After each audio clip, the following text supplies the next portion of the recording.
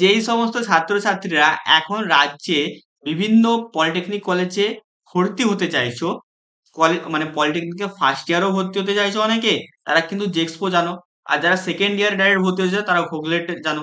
ঠিক আছে, তো তোমাদের কিন্তু এটা কমন কোশ্চেন আছে দাদা, আমাদের র্যাঙ্ক কার্ড বা মেরিট লিস্ট সেটা কবে প্রকাশিত হবে, আর আমাদের কাউন্সিলিং এর ডেট কবে। তো এই রিলেটেডই কিন্তু আজকের এই কথাটা আমি বলবো, তোমাদের কবে র্যাঙ্ক কার্ড বা মেরিট লিস্ট বেরোতে পারে, আর তোমাদের কাউন্সিলিং কবে হতে পারে। ঠিক আছে, তো ভিডিওটা কিন্তু সবাই বিনা স্কিপ করে প্রথম থেকে শেষ পর্যন্ত দেখবে, পুরো তোমরা তথ্যটা কিন্তু আসল তথ্যটা কিন্তু জানতে পারবে। ঠিক আছে, তার আগে বলে দিই, যারা এখনো না চ্যানেলটাকে সাবস্ক্রাইব করোনি ভাই সাবস্ক্রাইব করে নাও, কারণ এই চ্যানেলে তোমরা ডিপ্লোমাতে ভর্তি বা পলিটেকনিকে অ্যাডমিশন থেকে শুরু করে তোমার পলিটেকনিকের জব পর্যন্ত কিন্তু তোমার কিন্তু এই চ্যানেলটি কিন্তু গাইড করবে। তো অবশ্যই কিন্তু তোমরা কিন্তু এই চ্যানেলটা কিন্তু সাবস্ক্রাইব করে দিও।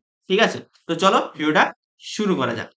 তো দেখো, প্রথমে আমাদের আসছে র্যাঙ্ক কার্ড। ঠিক আছে, তো র্যাঙ্ক কার্ড মানে হচ্ছে আমরা হচ্ছে মেরিট লিস্ট। মেরিট লিস্টে কি হয়, মেরিট লিস্ট, তাই না?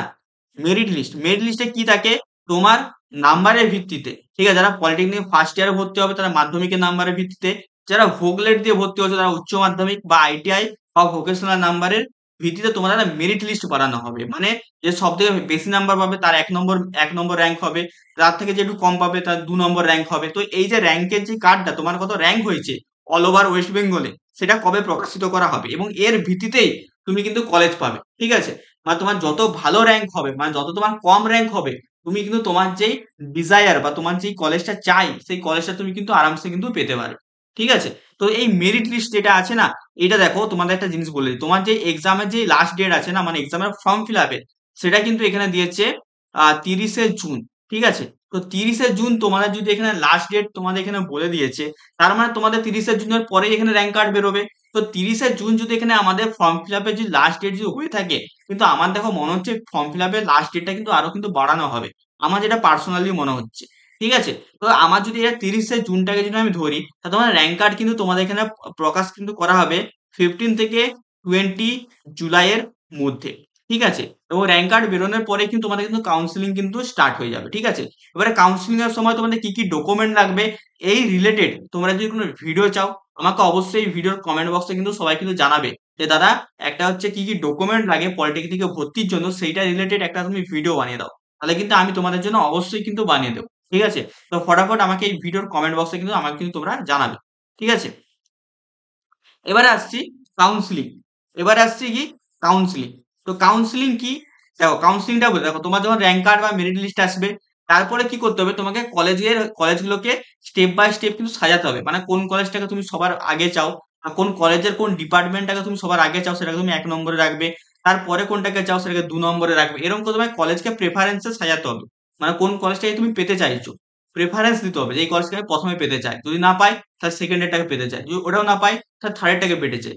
তো এইটাকে বলা হচ্ছে আমাদের কাউন্সিলিং, এই প্রসেসটাকে। ঠিক আছে, তো এই কাউন্সিলিংটা তোমাদের কিন্তু স্টার্ট হবে র্যাঙ্ক কার্ড বেরোনোর পরে। তো আমি বলছি যে 30 জুন তোমাদের যদি এখানে লাস্ট ডেট হয় তোমাদের যে ফর্ম ফিল আপের, তাহলে তোমাদের র্যাঙ্ক কার্ড আমি বলে দিয়েছি।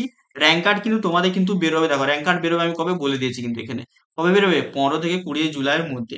তাহলে আমাদের র্যাঙ্ক কার্ড কবে বেরোবে, 15 থেকে 20 জুলাইয়ের মধ্যে। ঠিক আছে, আচ্ছা আরেকটা এখানে মাঝে একটা কথা বলে দিই।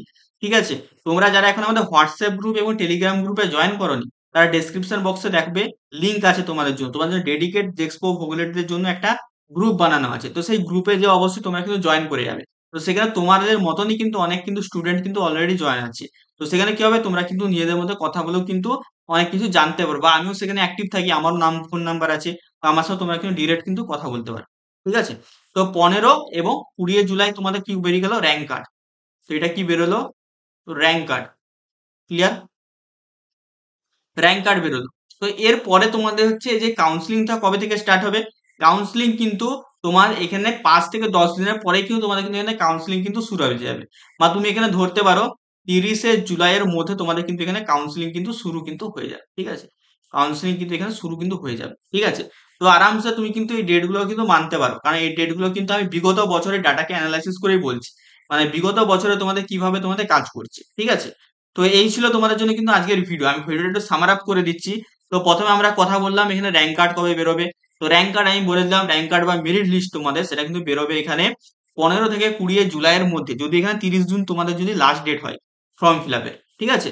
নেক্সট আমি কি বললাম, নেক্সট আমি বললাম কাউন্সিলিং ডেট। কাউন্সিলিং ডেট এখানে কিন্তু আছে, তোমরা যদি ধরে নাও 15 থেকে 20 জুলাই তোমাদের মধ্যে র্যাঙ্ক কার্ড যদি বেরিয়ে যায়, তাহলে আমাদের কাউন্সিলিং কিন্তু শুরু হয়ে যাবে 30 জুলাইয়ের মধ্যে, ঠিক আছে।